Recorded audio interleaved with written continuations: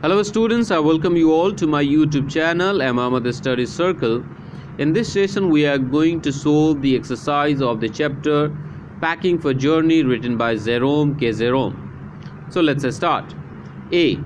Tick the most appropriate option. Question number 1. The list of things to be packed was option number A, pretty, option number B, long, option number C, lost, and option number D, misplaced.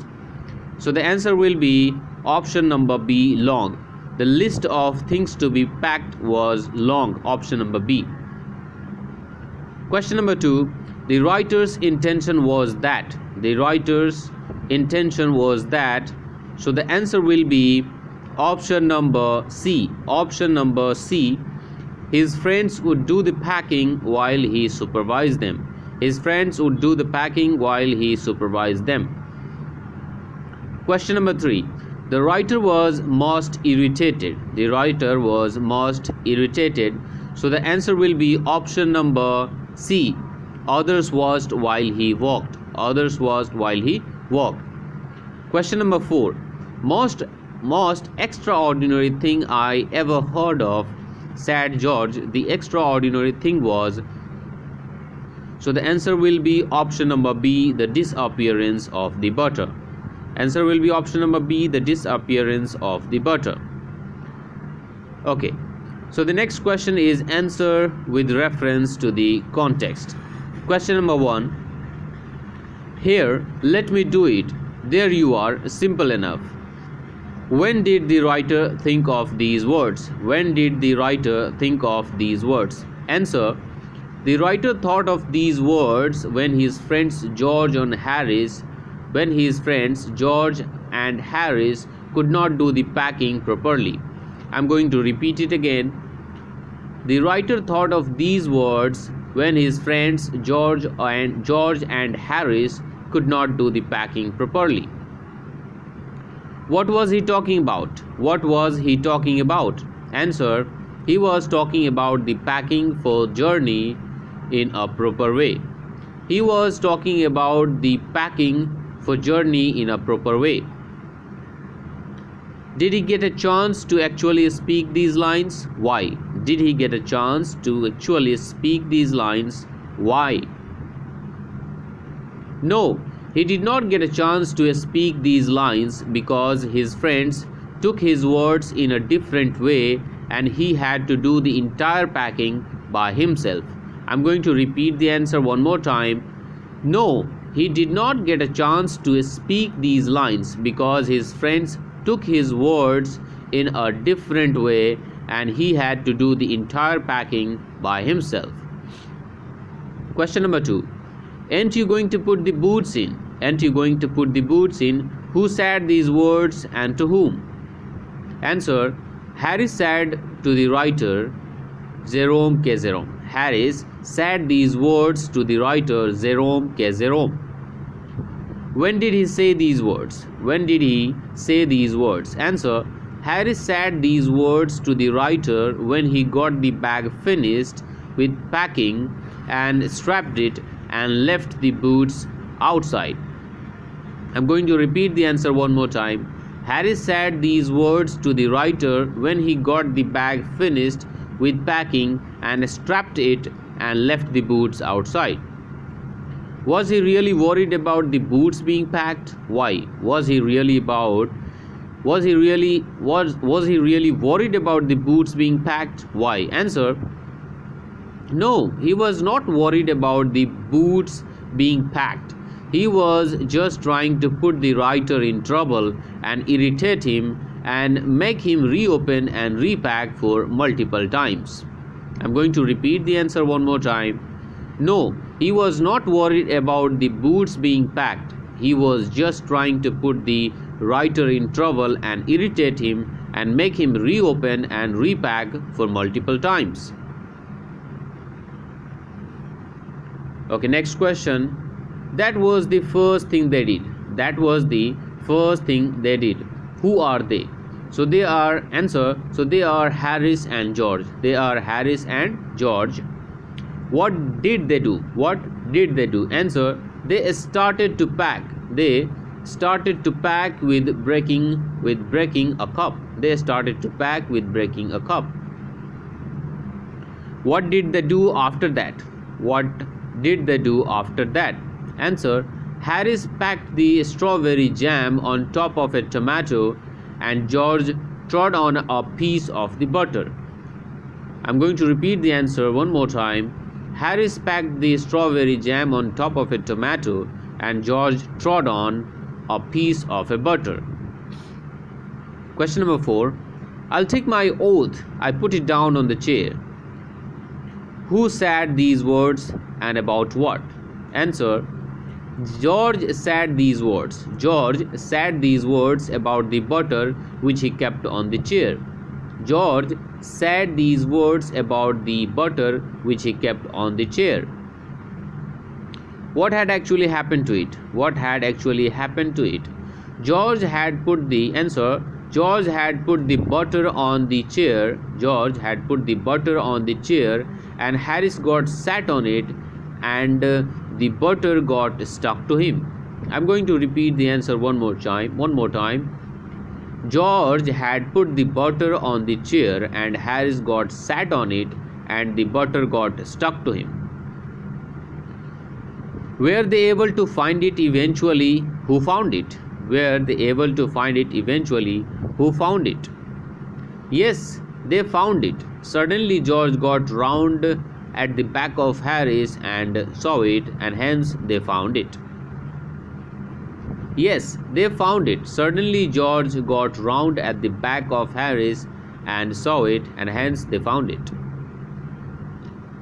Okay, next question. Write the answers.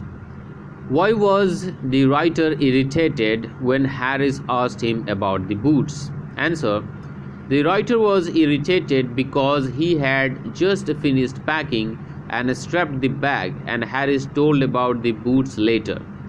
He could have said it before shutting the bag pack. I'm going to repeat the answer one more time. The writer was irritated because he had just finished packing and strapped the bag, and Harris told about the boots later. He could have said it before shutting the bag pack. Next question. What did George and Harris do with the butter? What did George and Harris do with the butter? Answer: They tried to put the butter in the kettle. It wouldn't go in, and what was in wouldn't come out. They did scrape it out at last and put it down on a chair, and Harris sat on it, and it stuck to him, and they went looking for it all over the room. I'm going to repeat the answer one more time. They tried to put the butter in the kettle. It wouldn't go in, and what was in wouldn't come out. They did scrape it out at last and put it down on a chair, and Harris sat on it, and it stuck to him, and they went looking for it all over the room. Question number 3. When did Montmorency feel his day had not been wasted? When did Montmorency feel his day had not been wasted? Answer: Montmorency's ambition in life was to get in the way and be scolded. Montmorency's ambition in life was to get in the way and be scolded. He went everywhere where he particularly was not in need, and be a perfect nuisance, and make people mad, and have things thrown at his head. Then he feels his day had not been wasted. I'm going to repeat this answer one more time. Montmorency's ambition in life was to get in the way and be scolded. He went everywhere where he particularly was not in need, and be a perfect nuisance, and make people mad, and have things thrown at his head. Then he feels his day had not been wasted. Okay, next question. Use the phrases in the box and complete this flowchart to show how the friends packed for the journey. So what we have to do that according to the passage, according to the story, we have to arrange these expressions. So I have already arranged the expressions. So at number first, in the first box, we will write list made. Number one, list made. Number two, things collected. Number two, things collected. Number three, writer finishes packing. Number four, reopens bag to put boots in. Number five, repack. Number six, checks for toothbrush. Number seven, makes mess of everything. Makes mess of everything. Number eight, repacks. Number nine, reopens bag to get tobacco pouch. Number 10, other being packing hampers. And the 11 number and the last one is packing finally over. Okay, next question. So this is about the class discussion, so I'm not going to solve these because these questions are for the students to discuss in their groups. Okay, so the next thing is words in use. While speaking or writing, some words are used together frequently, like horrible idea, last moment. Which of these words would you use together? Match the words in the two columns and write the phrases on the blanks. So we have to match these two columns and write a correct phrase. So the number one is spicy chutney. Spicy chutney. So spicy will be matched with the chutney. Number two, cooking vessels. Cooking. So two will be matched with the D, vessels, cooking vessels. Number three, cool drink. So three will be matched with the E, drink, cool drink. Melting butter, melting butter. And the final is instant coffee, instant coffee. Okay, next question. What is wrong with these expressions? Make correct phrase using the words in the box. So we have given 6 words in a box and we have to use we have to replace the first letters of each phrases which is given already, and we have to write the correct phrase. So number one, it is already solved. So it is not like hot welcome, it is like warm welcome. So number two, it's not like a sturdy handshake, it's like vigorous handshake. At number three, it's not like sad weather, it's like a bad weather. Number four, it's not like a seizable smile, it's like a big smile. Number five, it's not like a polite care, it's like a good care. In the number six and the last, it's not like nearby relative, it is like close relative. Okay, next thing. So we have understand grammar. So we have to fill in the blanks with the suitable adjectives.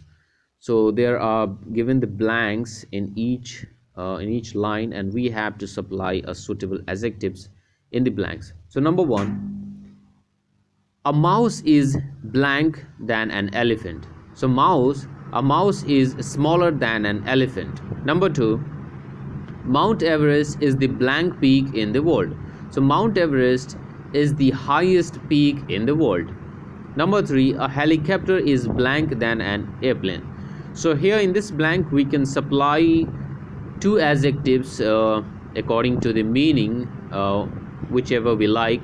We can say a helicopter is smaller than an airplane, or we can say a helicopter is cheaper than an airplane. Number four, Australia is the blank continent. So Australia is the smallest continent. Number five, the Mona Lisa is the blank painting in the world. So we can say that the Mona Lisa is the most beautiful painting in the world. Number six, Mercury is the blank planet to the sun. We can say Mercury is the nearest planet to the sun. Number seven and the last, three men in a boat is indeed one of the blank books that I have ever read. So we can supply adjective, three men in a boat, indeed one of the best books that I have ever read. So this was the complete explanation of the question answer of this chapter, Packing for Journey, written by Jerome. So you can give me your feedback about the question answer about this session in the comment section below. And if you find this video beneficial, you can hit the like button. And if you are new to this channel, I would request to you that please subscribe the channel and share with your friends. See you in the next session. Till then, take a good care of yourself and your family. Bye bye. Thanks for watching.